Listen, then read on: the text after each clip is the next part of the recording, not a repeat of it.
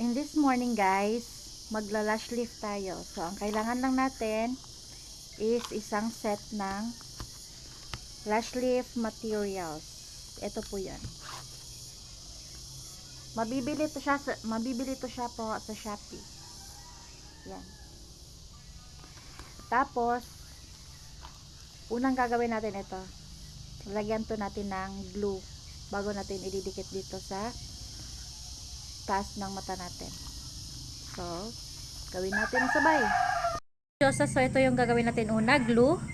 Lagyan yung iPad ng glue. Yan. Ilagay sa eyelid natin, sa taas ng mata. Yan siya. Lagyan ng glue. And then, suklayin yung eyelash. Pagkatapos, lagyan ng number 1 na medisina niya. So, yan. Lagyan na natin.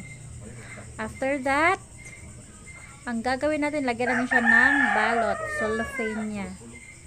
At habang gumagawa ako, ay may nakikisawsaw sa akin. Panaman naghimo. Gusto din daw niya ng ganun din. Same lang din daw talaga sa akin. Para same daw kami, dalawa. Yon. Tapos, number 2, ilagay na natin. Yan. Same sa process ng number 1. And then, yan na, nilagyan ko lang siya ng filter para matatawag natin siyang laminated. So, yan ang ginawa. Tanggalin natin. Tanggalin lang natin yan. Tapos, konting linis na lang. Pack na yan. Pwede na yung pang rampa. Aabot po pala yan ng siya na 2 months to 3 months. Ganon yung tagal ng ano niya. Ng medisina niya.